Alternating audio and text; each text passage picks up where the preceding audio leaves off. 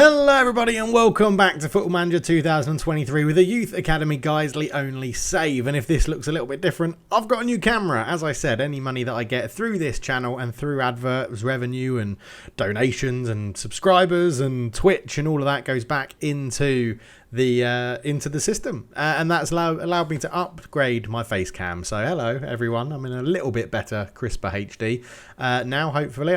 Yes, let's not get into details. Right, it's youth intake day, so let's dive into the save and crack on to go and see how we're getting on. And as you can see, we are 4th in the table, 1 point behind 3rd, which is Lincoln City. Results have actually been a little bit up and down. Let's go and have a look. Let's dive into it and have a bit more of a look. So yeah, we were last together in December to have a look at our preview of the youth intake that we were getting, where we were told, I think, good goalkeepers, good fullbacks and good strikers, potentially, I think, something like that.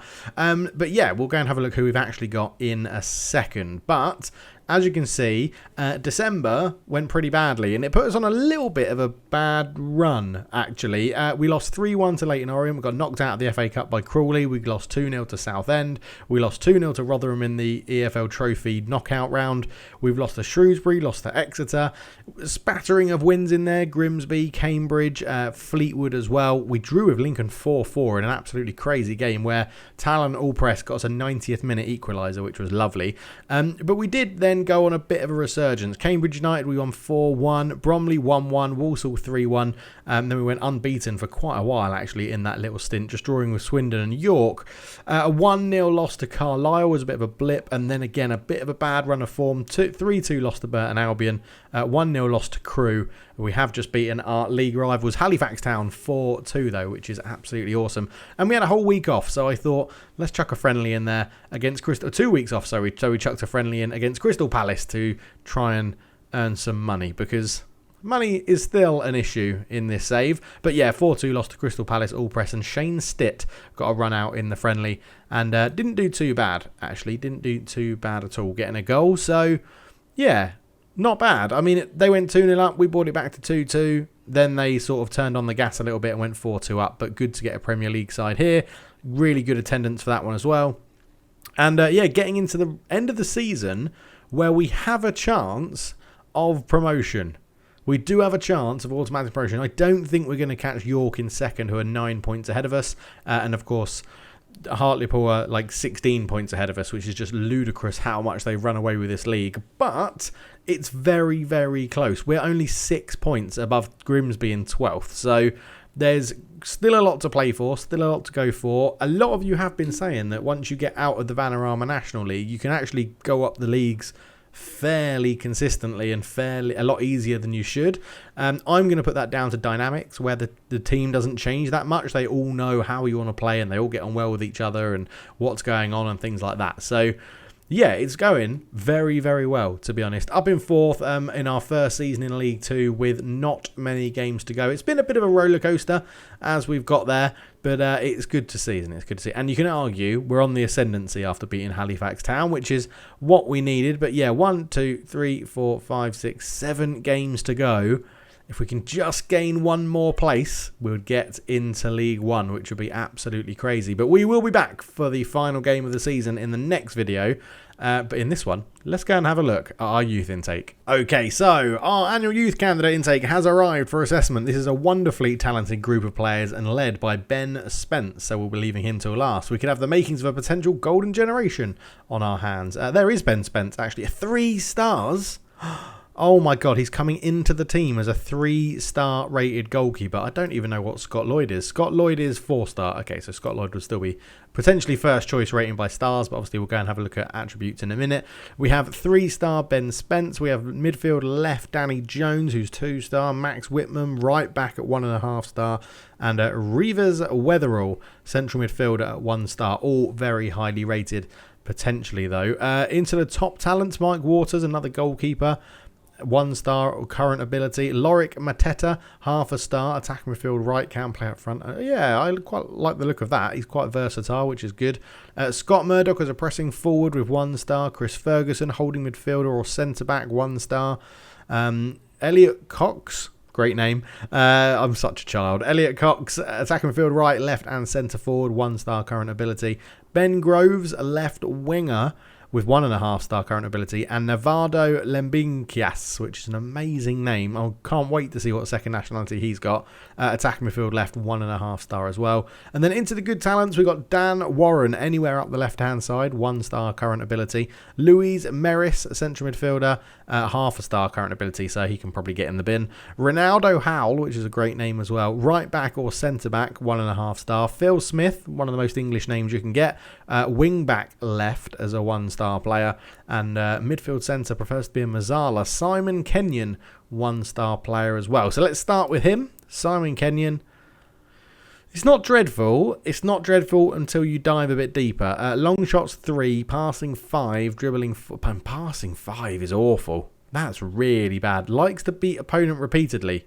Where's his flair? Flair 13, so I can sort of understand that. Stamina's decent, acceleration's good, natural fitness is good, technique's good.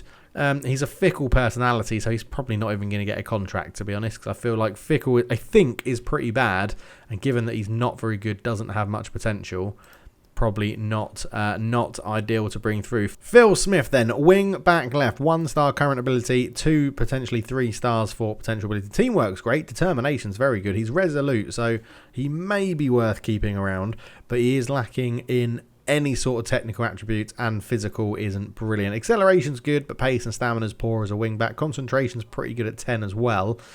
Yeah, okay. The best thing going for him is his personality being resolute there. Next up, Ronaldo Howell, right back, 1.5-star current ability. So lacking a bit of pace again, but decisions is good. Concentration needs to go up. Bravery's good. Aggression's good. Tackling's good. Teamwork is good.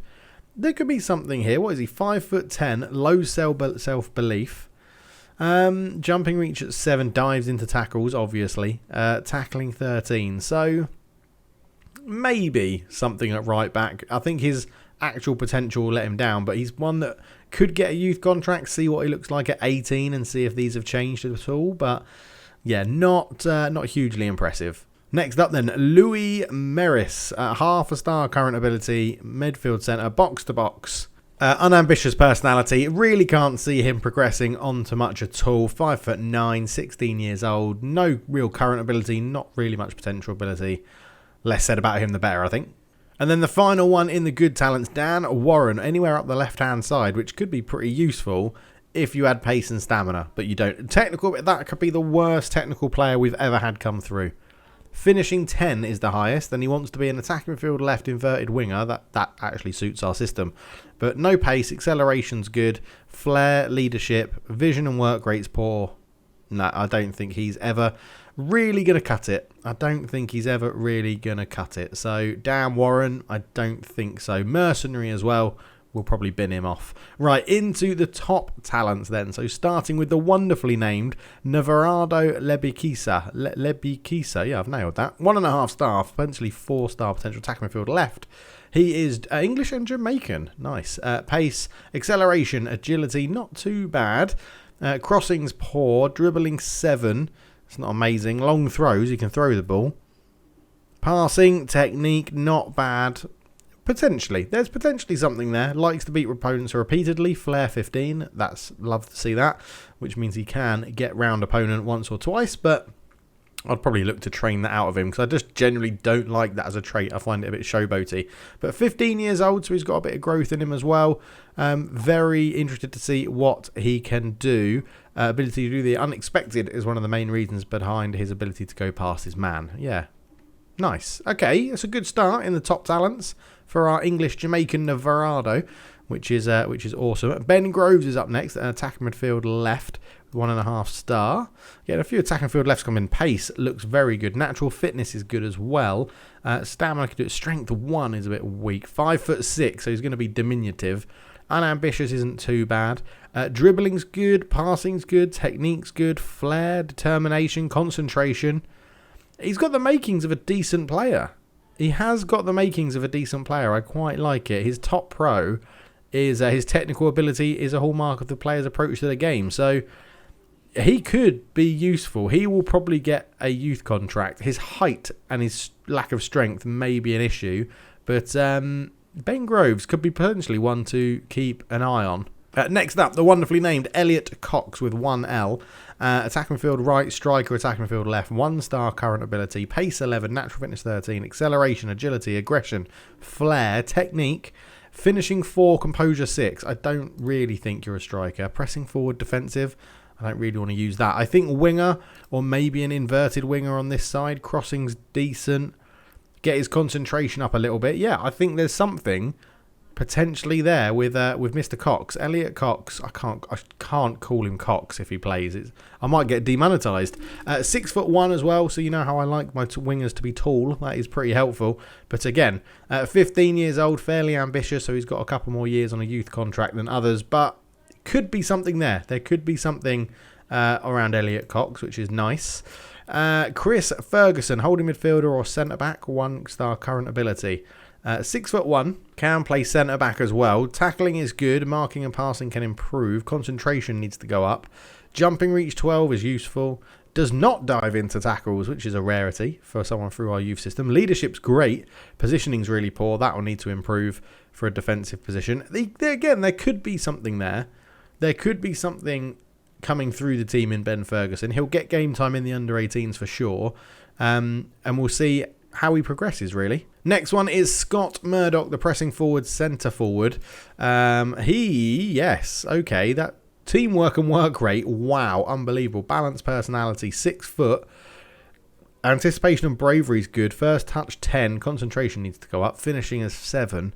Jumping reach is decent. Strength is good. He could potentially be a target forward as well, I would suggest. Potentially could be a bit more of a target forward. Needs to work on his balance. But, yeah, he looks like he could get some goals in the under-18s and help boost his stats. He's 16, so, yeah, I'm interested by this. Strength is going to be, yeah, he's brave and works well within a team. So, Scott Murdoch could have something about him. I do love that teamwork and work rate. That is massive. Next one up is Lorik Mateta. Attacking midfield right, striker, attacking midfield left. Only half a star at the moment. Decent potential, but nothing amazing. Says he wants to be a right winger. Pace 10, acceleration 11, 5'11", English and Dr. Congolese, which is, I don't know if that's how you say it. He's from Dr. Congo. I think it's Congolese, and then you put DR in front of it, so it makes it Dr. Congolese. Crossing 10, and by the way, I know it's not Dominican Republic, Democratic Republic of Congo, something like that. Crossing 10, first touch 7, passing 10. He looks like he could have something useful. It looks a pass and rather attempted to score, knocks ball past opponent. Great. Well, you've got good, decent enough passing for your age, and you've got a little bit of pace and acceleration to knock the ball past your opponent. So, yeah, nice. I like that. Professional individual. Oh, yeah, he's professional, so we'll keep an eye on him for sure to see how that goes. And he works well within a team. Teamwork 15, work rate 10. So, yeah, nice. Lorik Mateta doesn't look too bad. Mike Waters, the goalkeeper who's probably very unlucky to come through in the same youth intake as Ben Spence, but let's go and have a look at Mike Waters in goal. Welsh goalkeeper. We've already got one Welsh goalkeeper. Maybe this will be the next one. Handling 13, punching tendency 15, reflexes 13, rushing out 13, teamwork 16, fitness is good, agility is good. Other than not commanding his area, he actually looks pretty decent. Inclination to punch the ball clear rather than attempting to catch. Is that a pro? That's the first time I've ever seen that listed under a pro, suggesting that it's a good thing for the game. Anyway, but yeah, Mike Waters, okay, he's going to come in at the same level as Alan English, so Alan English may find himself out of a contract pretty soon. But yeah, he looks okay. Again, a casual personality, not too sure about that one. I'm sure you guys in the comments, guys and girls in the comments, can help me with casual on that one to explain what that is. But again, there's foundations there that could make him relatively useful as a goalkeeper. And then we're into the elite talent. So we know we're going to end with Ben Spence. So let's go Reavers Weatherall first. Midfield centre, midfield left. He is very aggressive. Aggression 20, teamwork 16, work rate 18, stamina 13, tackling 9. I mean, he's not incredible for a top talent. I'm not going to lie. He'll work really hard for us. In terms of where we sit, he is really near the bottom, which is annoying. But he'll get some game time in the end. He's 5'7" as a centre mid. He's not going to be winning any long goal kicks, is he? 15, so he's got a bit of time to grow as well. But a bit disappointing for our first top talent. Yeah, not overly impressed with that. We'll go to Max Whittam next because he's 1.5 star. Right back, Max Whittam. Okay, all right. There's some green jumping out of me there. Tackling's good, technique's good, crossing's okay. Needs to work on his dribbling. Concentration needs to come up, but bravery, determination, teamwork, all cracking. Pace is a bit low. Fitness is good. He's 5'11", unsporting personality, so he's not going to put the ball out of play for anyone injured. Positioning needs to improve. Work rate's good, but definitely get him some game time in the under-18s for sure, and see how he progresses. So what have we got? We've got bravery. He'll go into situations that others may not, and bravery and work rate make him a good team player. So, okay, Max Whittam looks half decent. Right, on to Danny Jones. Midfield left, midfield right. 2-star current ability. Pace, acceleration, crossing, first touch. Free kick taking is crucial. I'll tell you what we need. We need a penalty taker. We need someone that has penalty taking as quite decent. They're not coming through, but we will at some point. Passing needs to improve. Work rate's good. Off the ball's good. Pace, yeah, okay. I think Danny Jones could be quite the option. His left foot is strong, so if we get him as an inside winger, inverted winger, with that crossing and his pace, that should work. That should work a lot. We can't give him any training yet because he's only just joined the club. But yeah, okay, not bad. I was probably expecting a little bit more, being 2-star current ability, but we'll see how he settles in. Now, for the big one, Ben Spence. A 3-star current ability. Potential ability could be 4.5. It's worth noting, actually, that Max Whittam and Danny Jones have the highest potential ability at the moment. But Ben Spence, will he be our new starting goalkeeper? I'll tell you what, that's not bad. That is not bad at all. He's not eccentric at all, which is good.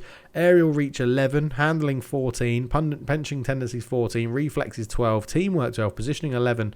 He's, other than composure and anticipation, if we can train those up, maybe acceleration to be a sweeper keeper, he does look like he's going to be very useful.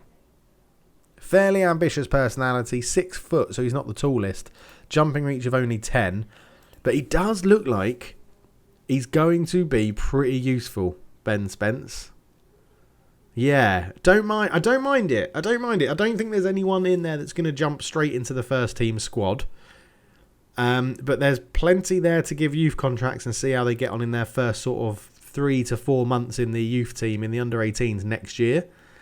Yeah, okay. Not bad at all, to be honest, with that youth intake. Really not bad at all. We do have some other news to get through now that we've done the youth intake, but please do let me know your comments down below. Which is those players are the best players that we could look to progress next year? And who do you think may come into the first team? I'm not too sure. But news in this save. We have Hanif Bertrand getting an international cap for the Dominican Republic. He now has 2 caps for them. At the age of 20, he's decided not to play for England and to represent Dominica, which is awesome. We get another different nationality into the team. It's really good. He was born in Guiseley, so he is a local boy, but he has decided to represent Dominica. He's actually been getting a handful of games for us this year in League 2. 14 appearances, 7.04. He's been popping on when he needs to step in for Dave Mills and doing a really good job, or Danny Adams, whichever one plays in central midfield. I should know, but I always get those two mixed up. It's Danny Adams. There he is. Other news, we have had a sale. And it is quite a big one, and we'll get onto that in a minute. And there may be more to come, because our finances are absolutely shocking. This drop off here, we went from 837k to 787, was a player sale in January. So, yeah, we'll get to that. In terms of going professional, it's basically really screwed us over financially, and we need to get some more income. I'm hoping, as we stay in League 2 or go up to League 1, because it doesn't look like we're going to get relegated. In fact, we can't get relegated because I know that we paid 2 bonuses out because we avoided relegation, that our reputation will get a boost and therefore more sponsorship will come in and things like that. Also doesn't help, the debt and the loan is pretty crippling on us at the moment. 46.5k we're paying in terms of interest repayable. We're paying back 8.5k a month for the loan, so it is hurting. I did go into expenditure to see if there's anything we can sort of save money on, and there's not really. We're within our wage budget, and it's just the main difference is going to professional contracts and offering people slightly more money, and not just being able to release them on a free if they're rubbish. But yeah, we're well ahead. We're like 180,000 spent more than last season already on wages, and you can see other has a huge peak at some point. Where is it? Player wages over here. So again, we're sort of ticking along. We go professional, and we have to sign people to pretty large or larger contracts, let's say, to make sure that we keep them. Tax isn't really being an issue. Matchday expenses has gone up quite considerably as well. I think that's where you're hosting a lot more people. But loan and repayments, £124,000 we've paid this season already, which is really annoying. Non-football costs, no idea what this is. About non-football staff wages paid out by the club. Okay, so they've gone up as well. Ground maintenance has gone down. Because that 2 million will be the upgrade. Yeah, that'll be the upgrade that we paid last season. In terms of going up, youth setup has gone up by nearly £500,000 this season as well. So, you know, there's a lot that we're tallying up and adding on to each other. But then income, you do look at income, gate receipts. We've got 1.152 million, and we're not at the end of the season. And last year we got 1.117. So there is more coming in for that. 184,000 last month, which is good. The fans are coming. We are selling out the stadium pretty regularly, which is good. Something to keep an eye on as well. TV revenue, we have got a lot more TV revenue coming in this season in the Football League. The FA Cup, we didn't get a good enough run to really generate any cash from that either. So yeah, it's a little bit of a pain in the arse, this. Players sold, you'll see, £175,000 has been made this season. Obviously, we've gone into March, so we can't see what we got. But let's go and have a look now as we just go back to the summary page here. But we'll go quickly and have a look at who we've sold. So the man that has been sold is Tony Hogan, sold to our sort of local rivals, actually, Bradford, who came in with honestly, a bid that I couldn't reject. He had not stepped up to League Two for us. He wasn't playing brilliantly well. And they came in with a bid. We negotiated, well, there was them and Portsmouth, I think it was, that came in for a bid. We negotiated it, and Bradford decided to pay the most. They actually paid us 155k up front, which was absolutely awesome. He's played 9 games for them, not doing brilliantly, 1 assist. After 10 games, if we go back into transfers and clauses, so Tony Hogan, yeah, we're going to have a friendly with them, which is awesome because it always sells out. We're going to get 50k after 10 appearances, and he's made 9, so we're going to get 50k after his next one. 50k after 10 international appearances. He's made 1 since he's been at Bradford. We're going to get 25% of his next transfer fee, and we'll be due 15k if Bradford City avoid relegation from League One, which I'm not sure is going to happen. They're very close to safety, but they've not been very good this year. So, but we've sold him, and he's gone, which is a little bit, you know, as I said, he didn't step up. 6.79, he was okay, but look at his season before that, 7.48. So I feel like it was good to cash in on him. He was one of our best players at the club in terms of current and potential ability. He was also on £500 a week, so he was also our highest earner, which made the decision to sell him a little bit easier. But he has gone and doubled his wage. It's another player we've sent up into a division above. So yeah, fair play to Tony Hogan. And then quickly checking on Matt O'Keefe, 25% of the profit made on his next transfer will be owed to Guiseley. I now think...